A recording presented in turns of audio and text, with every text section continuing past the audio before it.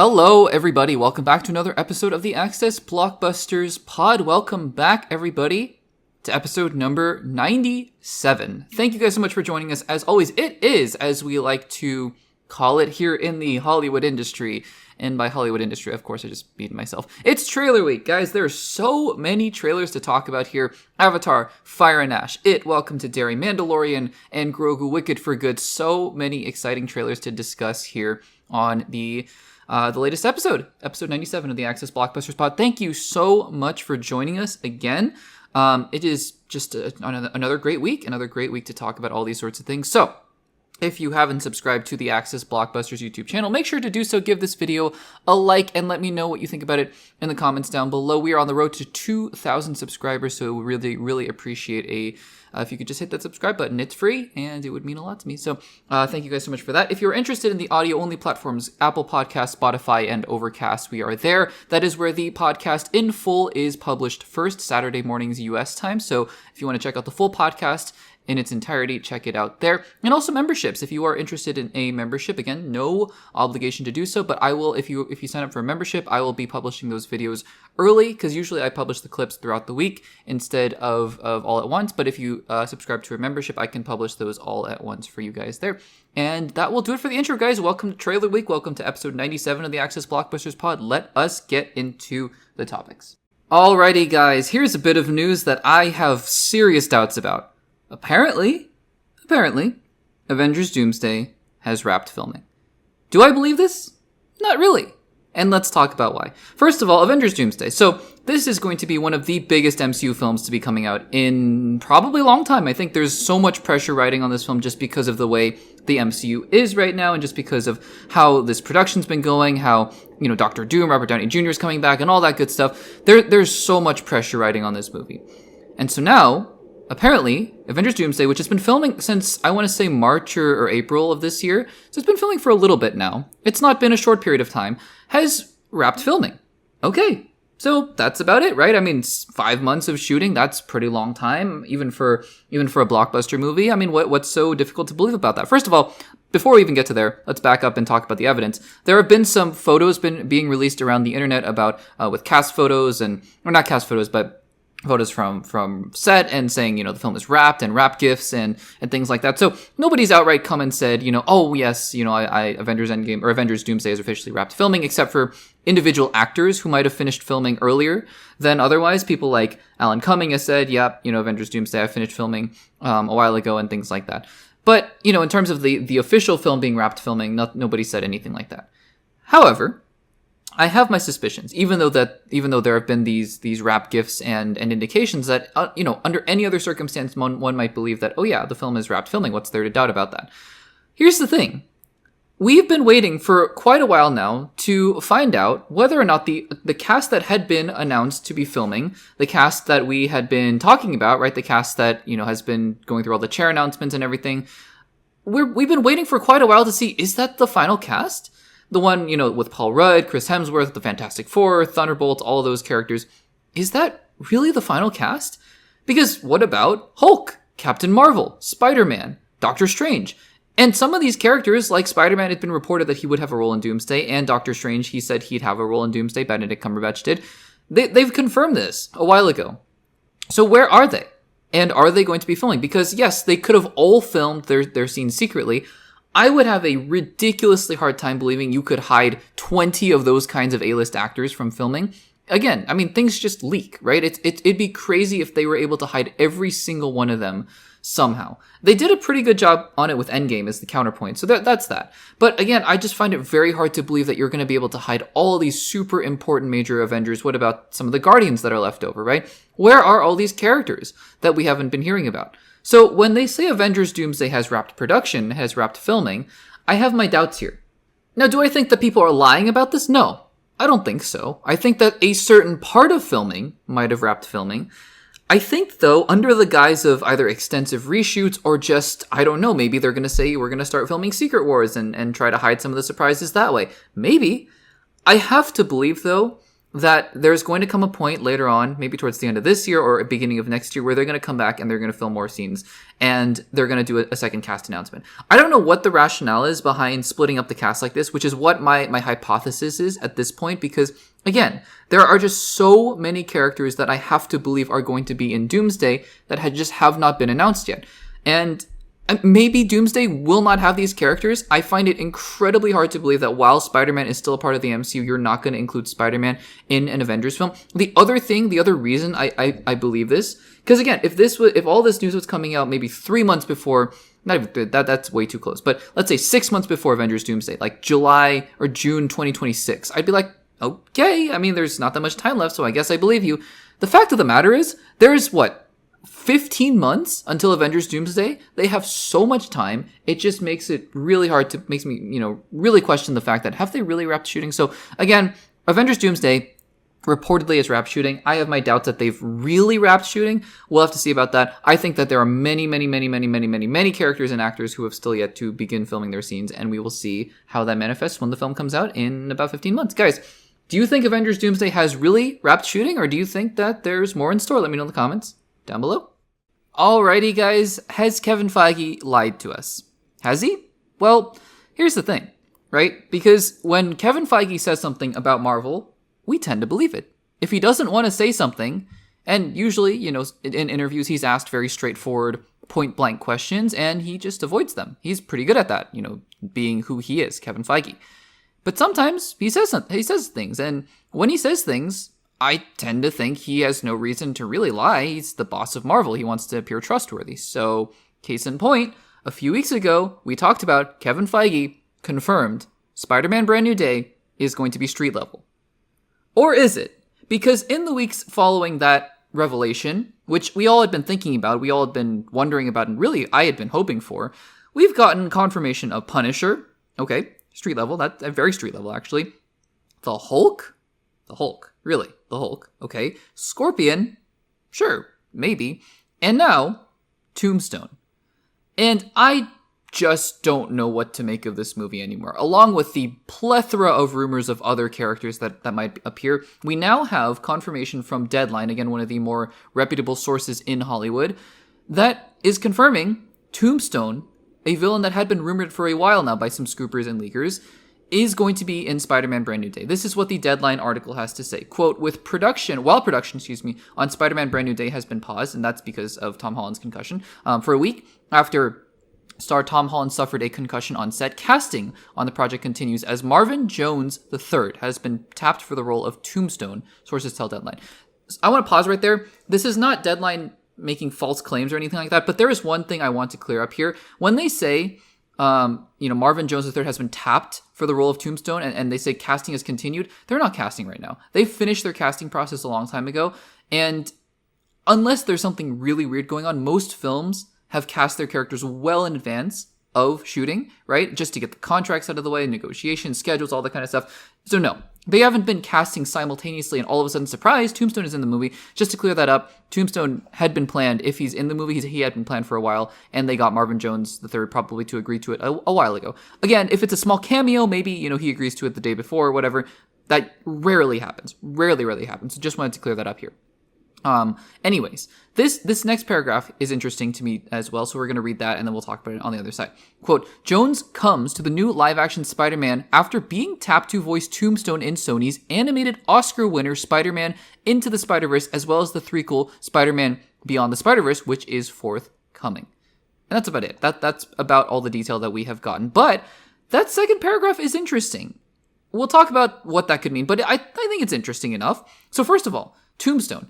Tombstone, the character, is Lonnie Lincoln, and that name might be familiar for you guys who have been following on the channel, who have been watching the same kinds of things that I have been watching, because that character featured very prominently in Spider-Man, Your Friendly Neighborhood Spider-Man, the animated series that took place in a universe adjacent to the MCU. Daredevil appeared, Doctor Strange appeared, but really, that show did a good job of exploring the rogues gallery of Spider-Man in a way that seemed interesting, right? In a way that also was not, it was kind of street level, I suppose, but at this point, what do you call street level, right? I mean, when Kevin Feige says street level, does he mean literally just in the streets of New York? Because, I mean, sure, some of Doctor Strange in the Multiverse of Madness took place in the streets of New York, that movie is not street level, right? The beginning fight with the giant Gargantos eye monster, that was not street level, even though it literally took place on the street of New York, on a street of New York.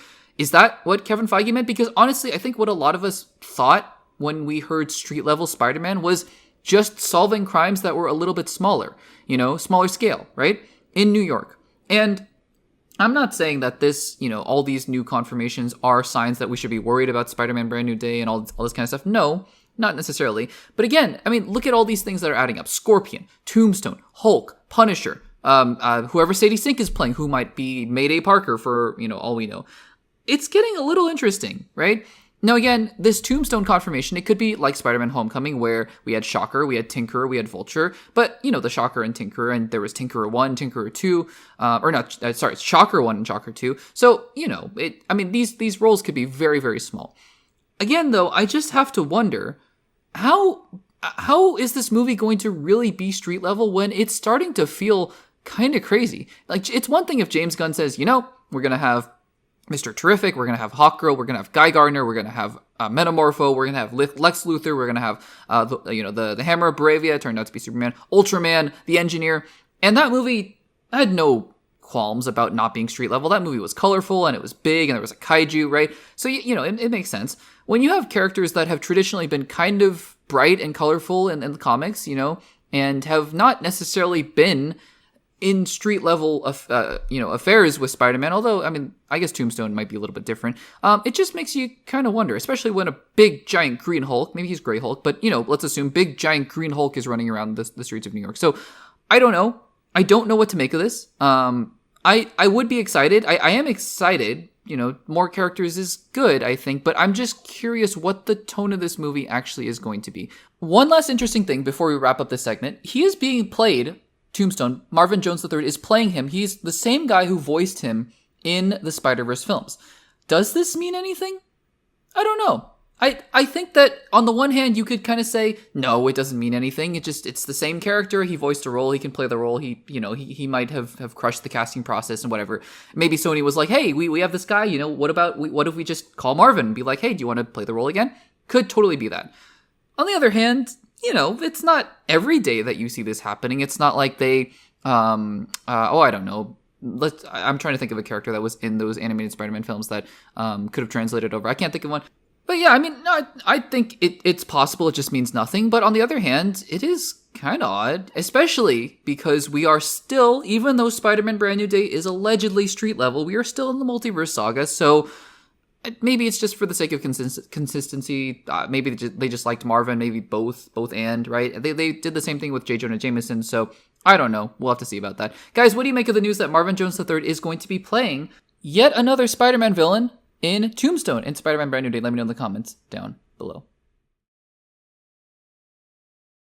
Alrighty, guys. Well, if the title of this segment and if the title of this podcast episode, YouTube video, whatever platform didn't give it away, this is really going to be a spoiler discussion. We are here to talk about Peacemaker Season 2, Episode number 6, titled, and maybe even the title is a little bit of a spoiler, but titled, Ignorance is Chris. So, again, first few seconds of this segment, if you have not seen Peacemaker Season 2, Episode 6, and you are still listening, make sure to save the segment, save the podcast, save the video for later, and come back once you have, because we're going to be diving fully into spoilers. Let's do it. Okay, so, I usually give a lot of context here. I'm going to give a much shortened version of it because I think it's important. But basically, James Gunn has been saying for a while now, episodes 1 through 5 is one story, and then episodes 6 through 8, it gets crazy. He's been saying this for a long time. It gets crazy. There are some spoilers potentially, cameos, things like that. And, so much so that he didn't even give episodes 6 through 8 to the critics. He only gave episodes 1 through 5 because he really wanted to protect what was going on into episodes 6 through 8. And that's all well and good, right? That's all well and good. Me personally, though, I'm not a big fan of when directors do that. I think, wouldn't it have been so cool if James Gunn had just said nothing at all, and then bam, episode 6 happens? I think, regardless of what you think about episode 6, if you like it, if you like the twists, if you like the cameos and whatnot, regardless of if you knew or not, wouldn't it have been cooler, I think, if you just didn't know? And you just kind of went in and all of a sudden you're like, oh, wow. And the other part of this equation is the fact that people online figure things out really quickly. I was just, I mean, it doesn't take, the deepest, darkest internet rabbit holes to kind of find theories that match up to what's going on here. And granted, it's not like James Gunn was hiding everything so secretively, right? I mean, he was planting flags throughout that. Of course, there were no other people of color in this dimension, and you just kind of had to look for it. I don't know, personally, if I would have caught it. I'd like to think that I would have. I think that one of the things I would have seen immediately, or one of the things I would have intuited, is that a word? Intuited, right? Immediately is the fact that, okay, if you're setting up Chris Smith to go into this parallel universe where everything is going right and everything is good and all, that's, that's a good setup. But if it's happening so early in this series, you have to imagine, right? Because he went into this dimension in episode 3. You have to imagine that something is off with this universe at some point. So I think that at some point, even if I wasn't thinking to look for this kind of stuff, I think I would have started to look for it at some point and been like, yeah, that's kind of weird that everyone is white in this universe. That's kind of strange, right? Kind of weird. And again, though, I mean, people are smart on the internet, and people point things out, and people know comic books. I think the first one who I heard pointed out was Nando, who does some YouTube videos about movies, and he was immediately on this theory. He's been talking about this for literally since episode 3, I think. And yeah, I mean, it turns out it's exactly what people thought it was. It's based on what I think in the comics is called Earth X, which is basically, what if World War II was won by the Nazis and America is basically a Nazi regime? And that's a terrifying revisionist kind of historical fiction world, but that's the world we apparently are in now in this Peacemaker season. And so we'll talk about at the end of the segment what that means for potentially moving forward, but let's kind of wind our way backwards. So first of all, I said last week, I think Peacemaker season 2 is a sloppier version of Peacemaker season 1. It has all the elements, it has all the good things, the humor, the action, the acting, and the fun banter and dialogue and things like that. But it feels like the overall story is not as cohesive as it wants to be. And I think that that's fine. It is what it is. But I think that, you can kind of see sometimes in these episodes where it just starts to lose focus a little bit. For example, I really liked the vigilante payoff. I thought that, you kind of saw that coming, right? Well, you can't have two vigilantes be exactly the same, right? Turns out, yes, the key difference between the two is that vigilante from Earth 2, I guess we're calling it. I don't know if it's going to be called Earth X or Earth 2 or whatever. But from Earth 2 is a Son of Liberty who was the terrorist group that I said, terrorists. They're calling them terrorist group, but the quote unquote terrorist group. Although I believe they were still kind of violent in that episode. Anyways, there's a lot of stuff going on there. But yeah, I mean, obviously they're in opposition to this Nazi regime or whatever's going on in this universe. And so our Peacemaker just brutally murders all of them, which is in hindsight just a crazy thing. It's very reminiscent of what happens in the Suicide Squad, right? Where he and Bloodsport just go on and kill everybody, which is crazy. But yeah, I mean, you kind of assumed, okay, well, these two vigilantes can't be exactly the same, and that I love the payoff where he's like, yeah, I hate Peacemaker. That's why I joined to be the Sons of Liberty, or a Son of Liberty. And I'm like, that's great. That's a really good ending to that payoff. The payoff being to a joke that lasted for 10 minutes, not 10 minutes, like 5 to 10 minutes of just two vigilantes being ridiculous. And honestly, the stuff with Vigilante's basement room and his mom, it's funny, but when you're watching the episode and trying to go along with it, you're like, okay, Rick Flag, you're going to Belle Reve. What does that mean? It turns out it means Lex Luthor, and Peacemaker, we got to go get Peacemaker and got to go find him in the other dimension. And then there's all these side things that are going on. So it's those moments where I'm a little bit thinking, it's just losing focus a little bit. The show is. And honestly, it's such an interesting show, right? Peacemaker season 2, because I don't know, frankly, if I would be having the same experience if I watched Peacemaker Season 2 in one shot. Because I did. I watched Peacemaker Season 1 in one shot. I watched multiple episodes in a row on given days, and I got through it in about a week or a week and a half, when a couple months after it originally aired. And so, with the benefit of having that happen, I got to see the overall story, and that story feels more cohesive to me. I also recently did a rewatch for our DCEU rewatch series, which that podcast will hopefully come out sometime in the near future, but it feels cohesive, right? It feels like there's a story being told with the butterflies and that plot. This season just feels a little bit more like it's wandering around and kind of jumping to thing to thing. For the first 5 episodes, we have doors moving around. We have Michael Rooker's character who just kind of comes out of nowhere and doesn't really do anything. Honestly, the whole Primeval Eagle stuff just completely took me out of last episode. And now we have this whole thing going on here. And there are parts of this episode I really like. I like, the second Adebayo was like, I'm going out for a walk, I was like, oh no. Oh no. Oh no, oh no. Because you knew the second that John didn't follow her, right? You were like, oh no. One, a black woman walking on the street in a universe where presumably they just hate people of color. That's just, it's oh no, oh no, oh no, oh no.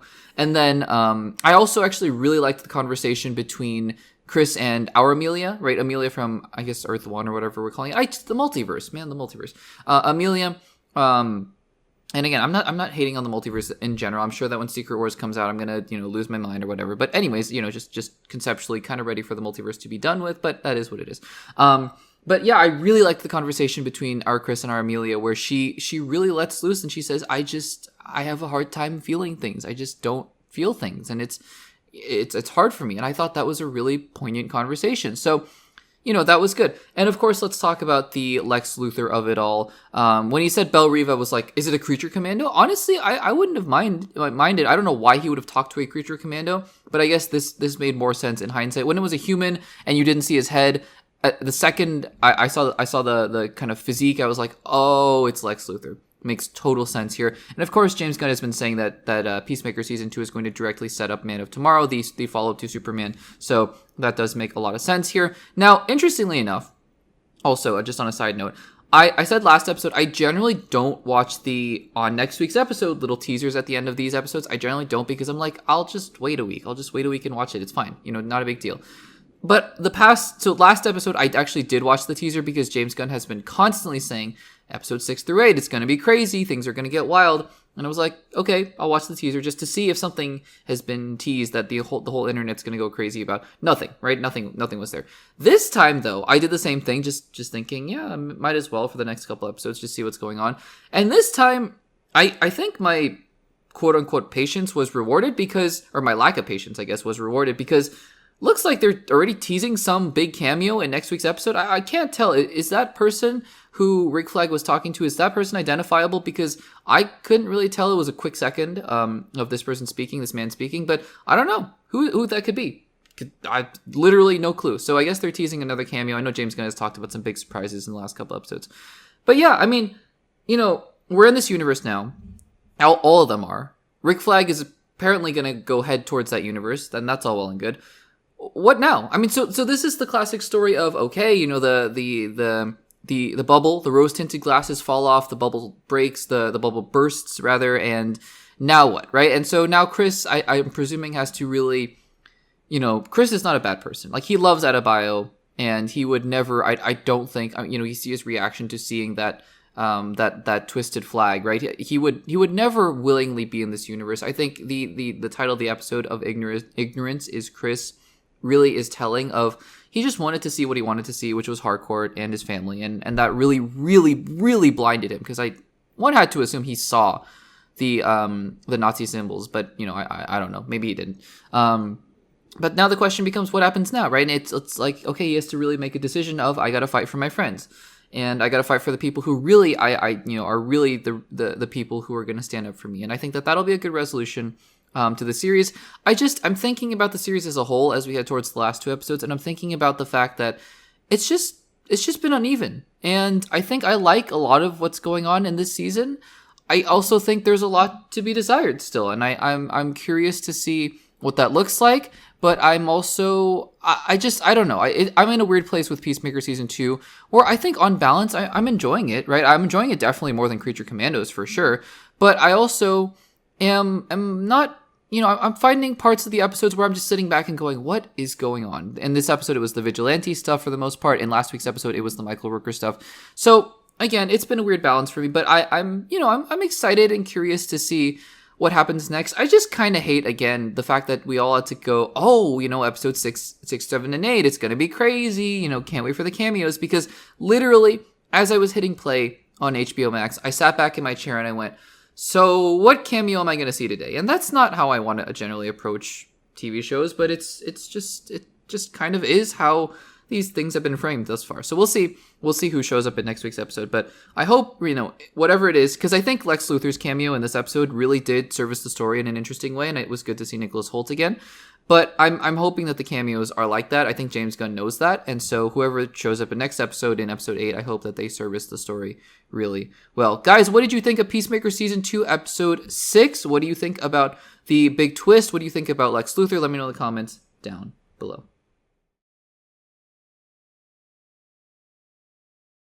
Alrighty, guys, the question that I keep asking myself as I watch trailers like the one we're about to talk about is, why do I do this to myself? Why would I ever do this to myself? I am not somebody who enjoys horror very much. I don't like watching horror movies. I don't like watching movies that will make you squeamish, even if they're not technically horror, like The Substance. Even though I admit that it is very technically well made and I get the themes and all that, I hated watching that movie because it's just not a movie that I am comfortable watching. I hate body horror. I don't like horror movies, don't like jump scares. That being said, I've said it before on the YouTube channel, on the podcast, something about the It movies, the ones directed by Andy Muschietti based on the Stephen King novels, something about the It movies, they're just interesting to me. While I don't love horror, I actually do enjoy the first It movie a decent bit. And I think that a lot of it has to do with just the intrigue, right? I love intrigue, I love thrillers, and I love mysteries. And I think that a lot of the first It movie had those elements in it that made the movie interesting, aside from the just terrifyingness of Pennywise the Clown. I think the second movie was a little more lackluster in terms of its own story and its own aspirations for what it wanted to be.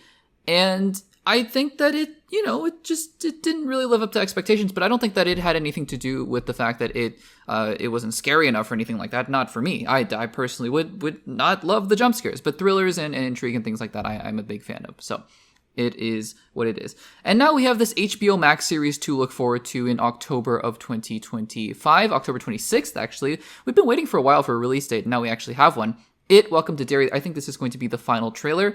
And look, I mean, it has all the horror aspects that you come to appreciate about the It movies. It looks, dare I say it, for a horror show, it looks good. I think one of the things that's super interesting about this trailer, a couple of things that stood out to me actually immediately upon watching it. Number one is the beginning.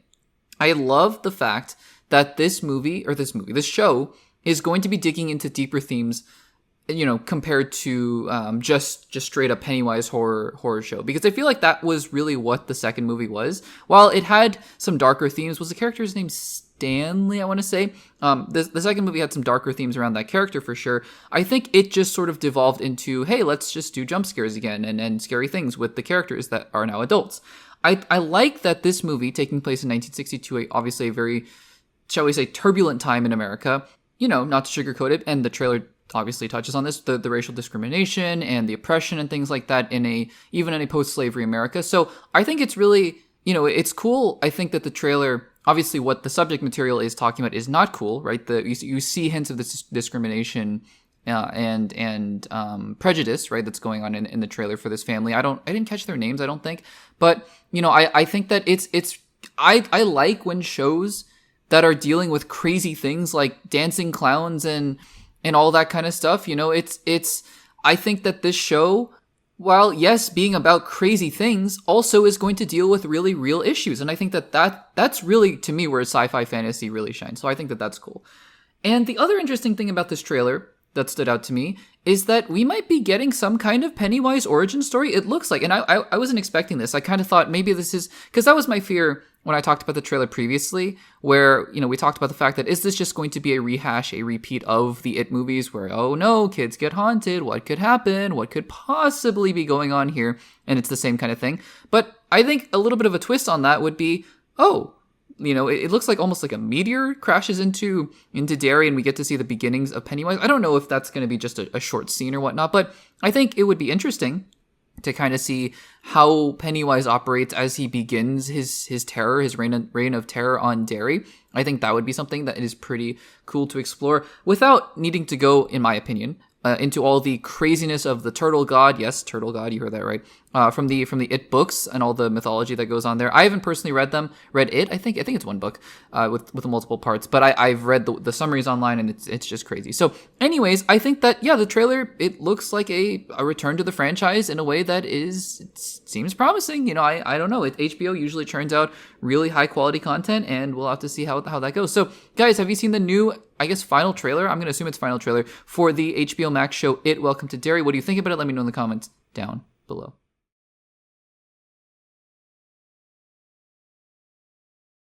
Alrighty, guys, what is basically every single male actor in Hollywood, and perhaps even some female ones, we thought, for a time, it doesn't look like anymore, but what does pretty much every actor in Hollywood have in common? They could be the next James Bond. And perhaps that's controversial, but hey, I mean, at some point we were thinking anyone and everyone could be James Bond. So that's something that's been up in the air. We talked about the fact a while ago that James Bond, the next Bond, Bond 25, is going to be directed by none other than just one of the best filmmakers working today, Denis Villeneuve, obviously known for films like Dune Part 1, Dune Part 2, and the upcoming Dune Part 3, but also Arrival, Blade Runner 2049, lots of amazing and really well-made films in the both smaller budget and obviously big budget space. And he's going to be tackling, I would say, the biggest established franchise, because Dune is Dune, right? But James Bond, I would argue in the pop culture zeitgeist before the Dune movies came out, it was probably bigger, right? Daniel Craig, obviously the most recent Bond. So not Daniel Craig, Denis Villeneuve will be spearheading the next iteration of James Bond, and he's going to be directing it as well after Dune Part 3. The question then became, and this has been a question ever since Daniel Craig made his exit as the most recent James Bond in No Time to Die, who is the next James Bond going to be? And now, according to Deadline, we have some details. So this is a Deadline article. Again, Deadline being one of the more reputable sources in the entertainment industry. So we generally take their word to the bank. They have some details about who they're looking for, who Amazon and MGM, who I think own James Bond now, who they're looking for, who Denis Villeneuve is looking for the next James Bond. And it's an interesting strategy. It is an interesting strategy. So first of all, they confirm they wanted a British actor to play James Bond. So the article says, sorry, Timothée Chalamet, Glenn Powell, Austin Butler, Jacob Elordi, and others who don't hail from the UK shores, they are not going to be James Bond because apparently Denis Villeneuve is looking for a British actor. And that is all fine, well and good. Plenty of talented British actors to choose from. But then, here's the interesting thing. Quote, frankly, 99.9% of the names we've heard speculated online so far won't make the cut. This is me speaking now. Why is that the case? Well, because apparently they want an unknown actor to play James Bond. This is what Deadline says. Deadline says, quote, those in the know tell us the ideal approach is to cast an unknown, possibly in his late 20s or early 30s, to play what Fleming, this is Ian Fleming, the creator of James Bond, called a blunt instrument.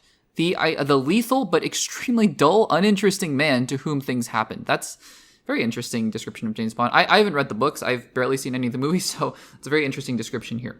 The Deadline article goes on to say, quote, if that criteria is stuck to, that means favorites such as Tom Hardy, British actor, aged 47, Idris Elba at 53, and Henry Cavill, aged 42, presumably don't match what Villeneuve, producers David Heyman and Amy Pascal have in mind. And that also, right, the article goes on to say, eliminates actors like Aaron Taylor-Johnson, who, by the way, would be 37 by the time James Bond comes out. But even actors like Tom Holland, right? He's a very well-known actor. And if the intent is to cast an unknown young British actor, we don't know who the next James Bond could be. And honestly, there are many ways to make James Bond work, right? You could cast Tom Holland and make it work. You could cast Aaron Taylor-Johnson. You could cast Henry Cavill. You could make it work. They cast Daniel Craig to play a very specific version of James Bond, and that worked out really well for him. But I think casting an unknown who can fill the shoes and make that role his own, I think that's also a very valid strategy. And honestly, I'm not opposed to it. I think that having an actor step into that role and really solidify him as the next James Bond. And yeah, I mean, there's some danger in this of having just one actor be that character, so that maybe the actor who does end up becoming James Bond was a relative unknown before he was James Bond, and then kind of gets stuck in that role. I feel like, though, and I know Daniel Craig was not necessarily an unknown before James Bond, but he really burst into the general movie-going audience's imagination with James Bond, right? So it's not like he really got typecast after that. He's been doing a lot of really interesting and fun roles, notably Benoit Blanc, one of my favorite recent fictional characters of the last couple decades. So I feel like it's, you could cast a famous actor for sure, but also I think there's some merit to saying, hey, let's just have somebody embody this role, somebody that people are not that familiar with, kind of like how, for example, David Cornsweet. Again, not a complete unknown, no pun intended, Timothée Chalamet, not a complete unknown, but just somebody that people were not as familiar with beforehand comes into a role like Superman and makes it his own. So I'm very curious to see now who they're going to cast, but again, I feel like now after reading this article, and we're not going to know for a while, Dune Part 3 is, I think, filming next year. We're not going to know who the next James Bond is for at least a year and a half, I would think. But when that time comes, I wouldn't be surprised if most of us just don't know that person's name. So, anyways, guys, these are some details on the next James Bond. What do you guys think of it? Think of all this? Let me know in the comments down below. Alrighty, guys, Man of Tomorrow. Honestly, what this feels like to me is that James Gunn just absolutely cannot wait to tell us what this movie is going to be about, even though this movie is not coming out for a year and a half, so he has plenty of time to tease out what this movie is going to be, but it looks like he's a little too eager because we're getting more and more details. Case in point, the topic of today's segment here. Well, we might have just found out who the villain is, and spoiler alert, it's who everyone expected it to be. Still exciting, I think, but I think that we've pretty much gotten confirmation based on James Gunn's recent social media post. Not official confirmation, it could be anything really, but it's becoming pretty clear. So for those of you who don't know, James Gunn, the director of Superman, the co-CEO of DC Studios, and the head of DC at this point, also directed the Guardians of the Galaxy movies, Peacemaker, Suicide Squad. He's done a lot in the comic book movie space, and obviously just directed the recent Superman movie. Well, he is now, he confirmed recently that the follow-up to Superman is not necessarily called Superman 2, although it is effectively, in my eyes, Superman 2 is called Man of Tomorrow, a movie between Superman and Lex Luthor having pretty much equal roles, is what he said. And that's all well and good. And so, in his comments, when he was talking about Superman, Man of Tomorrow, I'll keep wanting to call it Superman Man of Tomorrow, I guess it's called Man of Tomorrow. Man of Tomorrow. When he was talking about Man of Tomorrow, he said that this movie is basically going to be, in essence, right, he said that there's a lot more going on, but in essence, it's going to be a movie where Superman and Lex Luthor team up against a bigger threat. So then the question became, obviously, what is this bigger threat going to be? There are, with James Gunn's comic book knowledge, there are so many options he could draw from, so it's not like we're limited, right? But in terms of the more obvious selections, let's say, the big Superman / Lex Luthor comic book adversaries / allies that could be big villains, big enough villains that Superman and Lex Luthor might have to team up for to fight him. Or to fight, well, I said him, but it's, could be anybody, but in this case, I think it's a him. It could have been any number of characters, but the obvious ones begin to stick out. Notably, the one that everyone's mind jumps to, the one that James Gunn said he originally planned for Superman 1, but held off, is Braniac. Braniac is the character that everybody kind of thought, oh, well, it's kind of obvious that, James Gunn would eventually go to a character like Braniac. He hasn't been done before in live action recently, and in the modern age, at least in the 21st century, at least in films, right? To be fair, we haven't gotten that many Superman films, but Braniac has really not been done before in an iconic fashion. And it's a character that, is such an iconic Superman villain that you'd think, oh, well, of course they're going to do Braniac, right? Just makes sense. We actually recently saw him as the villain in the recent Harley Quinn animated show, season 5, and he was kind of weird in that season. But anyways, the Braniac character is fascinating. And now James Gunn has gone on social media and posted a picture of the Man of Tomorrow script. He seems to like scripts a lot, showing scripts, because he's done this with Superman. He's done this with, I think Matt Reeves posted the Batman Part 2 script that they've been talking about. And it's fine, it says DC Studios Man of Tomorrow, written by James Gunn, based on the character, blah, blah, blah, blah, blah. Except plastered right in the middle of the first page of the script is a very odd image. It's a side portrait of a person's head, and you can see the inside of the head, and lo and behold, you can see in very clear detail the brain. And one has to imagine, right? It could be anything. People have been like, well, if it's not Braniac, then maybe it's Lex Luthor and his intellect, and maybe that's gonna, yeah, sure, it could be. It could absolutely be. But guys, let's put 2 and 2 together. Let's put 2 and 2 together. Let's put all these things together. James Gunn said, Man of Tomorrow is going to be a film where Lex Luthor, in his war suit, by the way, and Superman have to team up against a bigger threat. Not many characters apply to these criteria, And not many characters who apply to that criteria in the DC comics, because it could be Darkseid, I guess, but not many characters who apply to this in the comic books also are iconic Superman villains who also haven't really been done before in live action in the movies. Lo and behold, Braniac floated to the top of the list. Lo and behold, James Gunn posts a picture of a person's brain, on his script, on the front cover. Guys, it just doesn't take a mad scientist to figure this all out. A rocket scientist. A mad scientist too, but a rocket scientist to figure this stuff out. It could be anything, right? In a month, we might hear casting that James Gunn has cast Gorilla Grodd as the main villain for Superman Man of Tomorrow. Maybe. It's possible. He does love Gorilla Grodd, he's been saying. But it has to be Braniac. So I'm going to say that Braniac seemingly has been confirmed for Superman Man of Tomorrow as the villain, which I think is exciting because Braniac is one of those villains where, he's so powerful, but he's not powerful because he can punch Superman into oblivion. He's powerful because of his intellect, right? And that's a very similar character to Lex Luthor, but Braniac is actually just also powerful, right? Lex Luthor is a human, and of course Lex Luthor has his war suit and everything, but Braniac is on a whole different level, and I think that that's a really exciting thing. It's a really interesting character to, I think, get to play around with. I think Harley Quinn did an interesting job of at least showing how powerful, almost like Vision-esque, that Braniac was in that show. But I think that there are so many ways to go with this character, and I can't wait to see if he is, in fact, the villain of Man of Tomorrow, if this is where James Gunn is going to go. So, guys, have you seen this image, and do you think that this confirms that Braniac is going to be the villain of Man of Tomorrow? Let me know in the comments down below. Alrighty guys, small little franchise making its return this December. Have you heard of it? It's called Avatar. No, literally Avatar is the biggest franchise in history. Not in terms of pure raw box office numbers, as in, sure, the two films combined have made about $5 billion, which is nothing compared to the MCU if you really think about it, but just the fact that both films, the first Avatar, the highest grossing film of all time, almost $3 billion. The second film, pretty easily clears $2 billion. This franchise is incredible for what it's able to do at the box office. And now we have the third film in the franchise, Avatar Fire and Ash, coming out this December.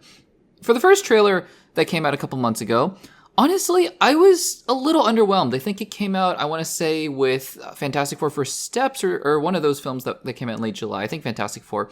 And, I liked it, right? But for me, I always say, and this is completely just my own personal views, my personal preferences, but I don't think visuals ever make or break a movie.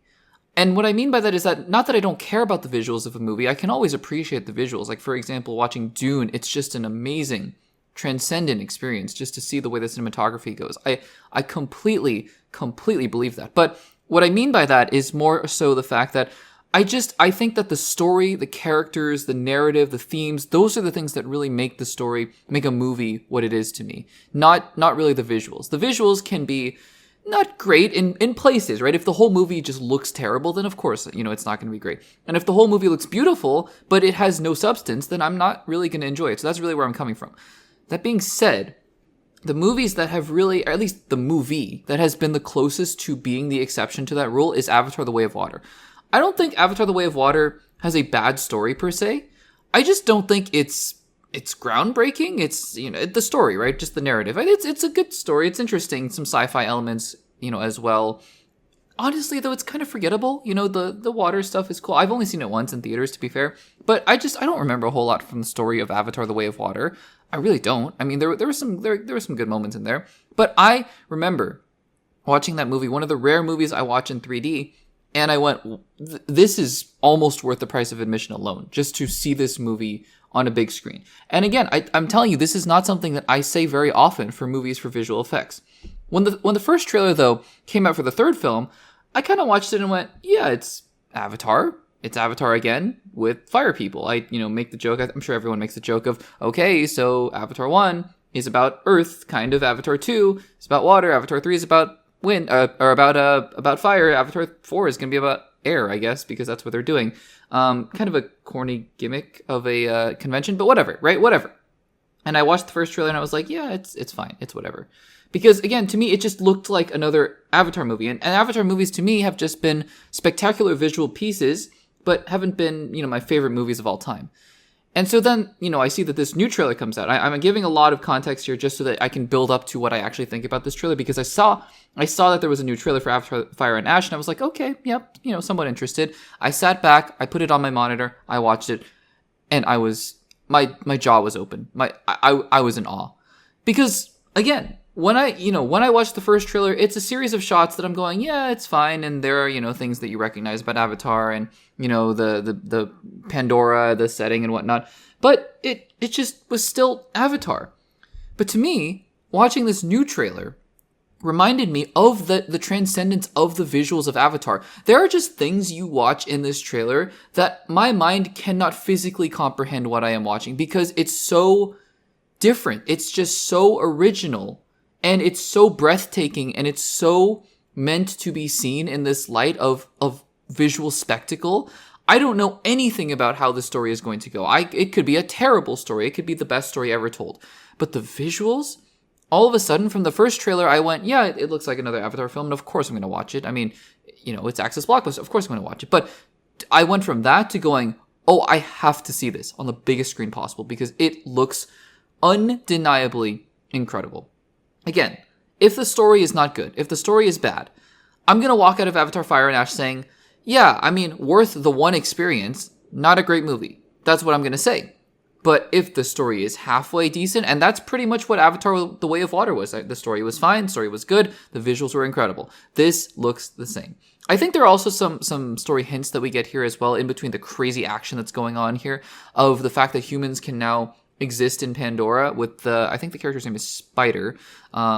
I think that's an interesting angle to take here of, okay, humans are finally invading another, or not finally, but are finally able to exist in Pandora, and they're invading yet another foreign land, I guess, colonizing. That's what humans do. It's a terrible thing that humans have done throughout history, and it's, history repeats itself, right? So I think that is an interesting theme that could be explored here in Avatar, which has, it's been an allegory for a lot of environmental issues as well. So I think that this totally makes sense, kind of mining and really just taking the life out of nature. I think that's a theme that James Cameron has been pretty keen to explore. So that's the story, the story part of it. But I mean, this trailer is just insane. So I went from mildly interested because it's Avatar, and I've had, I've enjoyed the Avatar films, to, yeah, I'm officially excited. I am officially excited. The trailer itself, I might have to watch 3 or 4 more times just to even comprehend what in the world I am looking at, because that's just, it's breathtaking.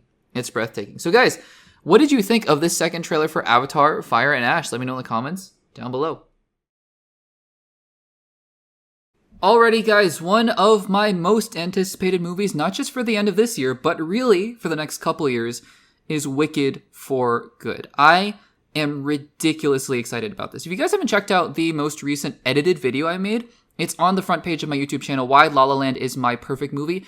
I love movie musicals, and La La Land is truly my favorite perfect movie. I love La La Land so much. When I saw Wicked Part 1, I wasn't familiar at all with the musical, other than obviously the basic premise of it's going to focus on the Wicked Witch of the West. I didn't even know. I barely knew her name. I probably heard it at some point, Elphaba, but I didn't know.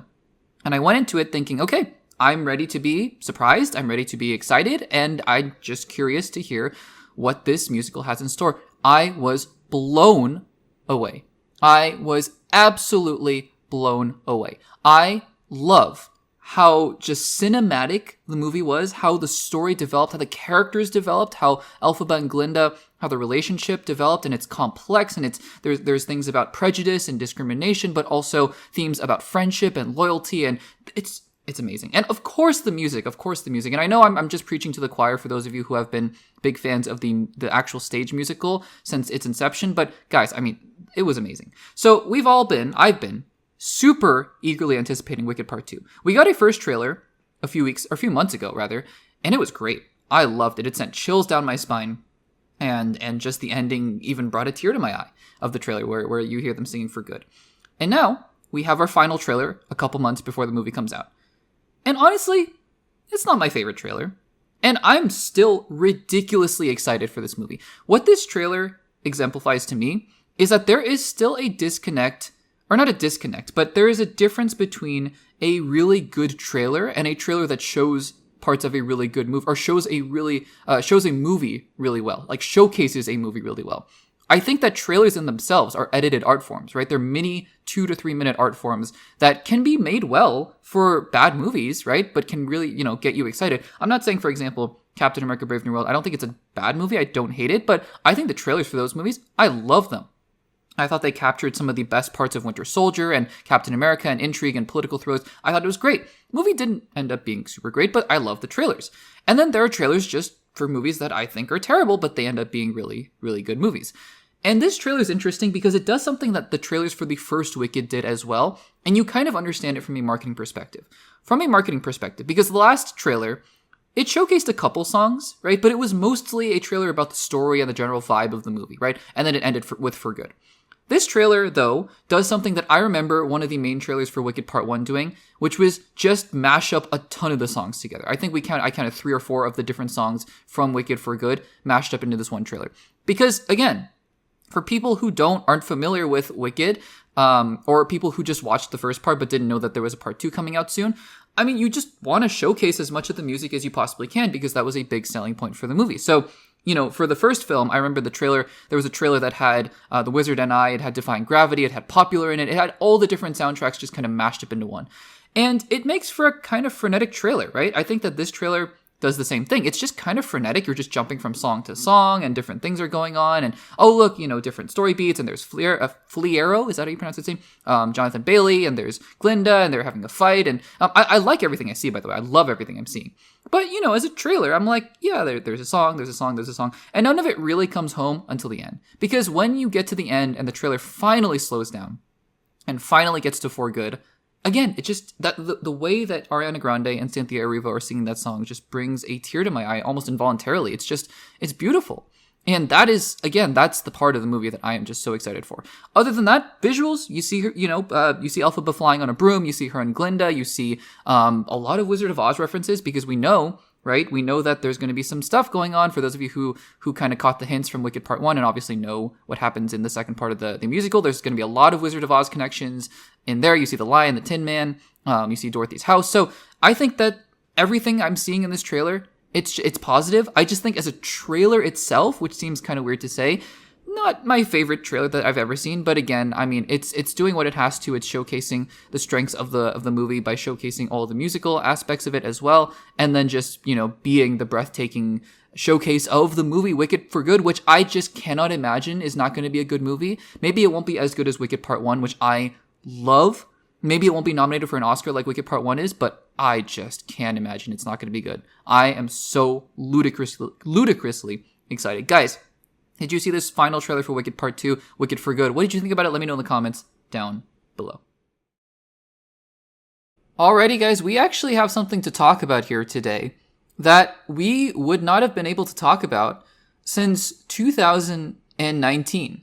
Isn't that crazy? Since 2019, we would not have been able to talk about this. What is that, you may ask? It is a trailer for a Star Wars movie.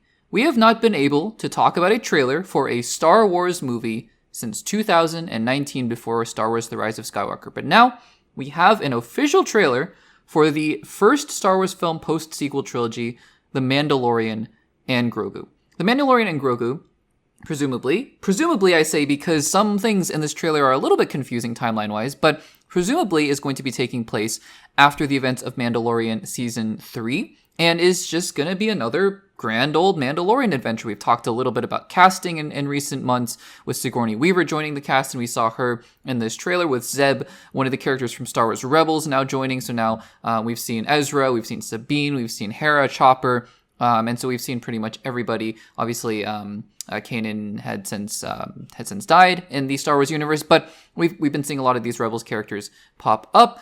And of course, we had to talk about the most confusing casting of all, Jeremy Allen White, who is playing none other than, you guessed it, I didn't guess it, Radha the Hutt, the son of Jabba the Hutt, last seen in, I believe, Star Wars The Clone Wars, the movie, the animated movie Star Wars The Clone Wars that came out in 2008, I think.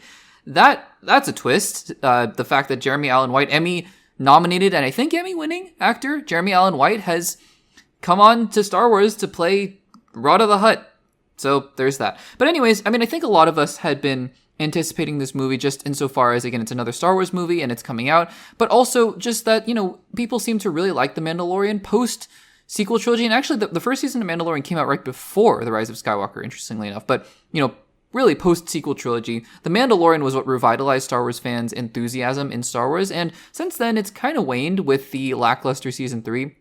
In my opinion, Season 3 was just not quite good. And I've always been somebody who, yes, has liked Mandalorian, but has never loved Mandalorian as much as everyone else has. I've enjoyed it, but it's just not been my cup of tea in the Star Wars universe for the most part. Again, some episodes aside, like, for example, the Boba Fett intro episode in Season 2, obviously the Luke Skywalker episode in Season 2, a couple things in Season 3. So, it's been hit or miss for me. And now we have a trailer to talk about, like I've been saying, and I think the trailer is fine. I think the trailer is okay.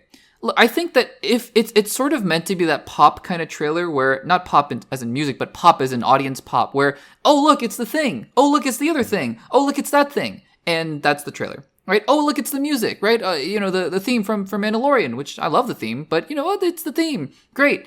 And then, oh, look, it's the Razor. It's the Razor Crest? Let's talk about that for a second. So apparently the Razor Crest is back.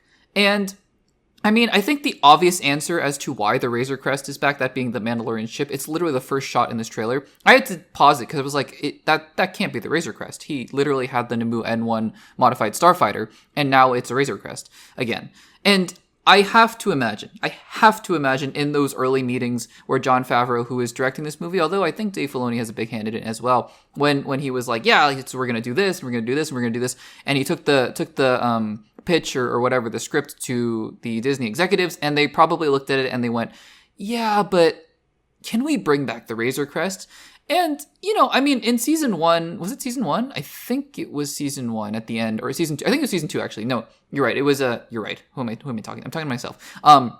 In season 2 anyways, of The Mandalorian, when Boba Fett, the Boba Fett episode, that's when the Razor Crest was blown up.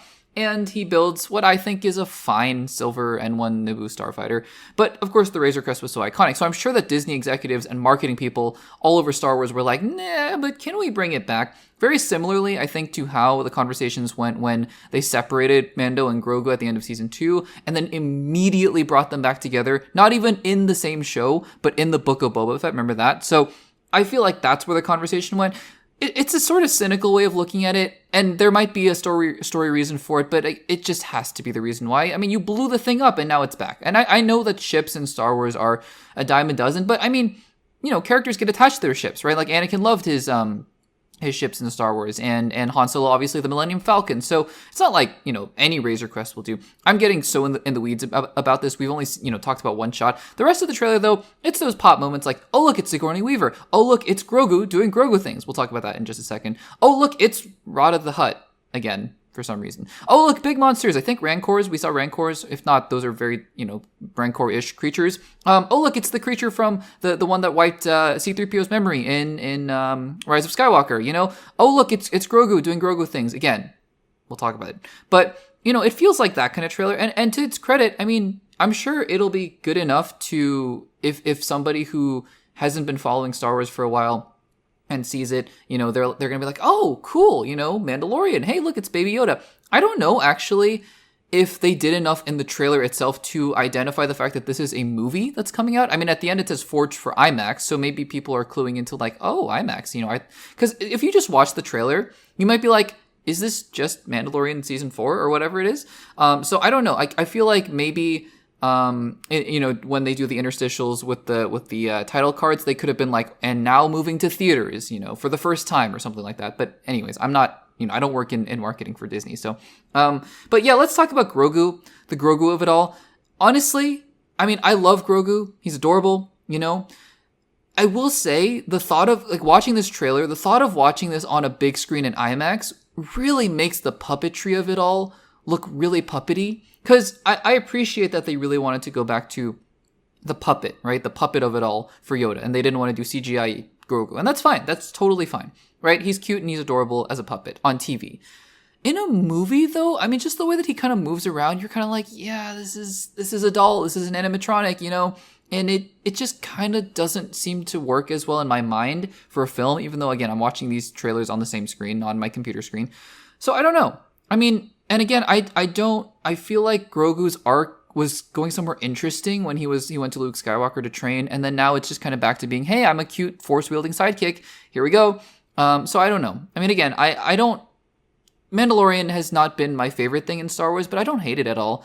And apologies if I'm sounding a little more cynical than most of the rest of you guys. Maybe the rest of you guys are like, this trailer was awesome. And in which case, that's great. You know, that's awesome. But for me, I think that there's a lot to like in the trailer, but there's a lot to make me go, yeah, but this just looks like Mandalorian Season 4, doesn't it?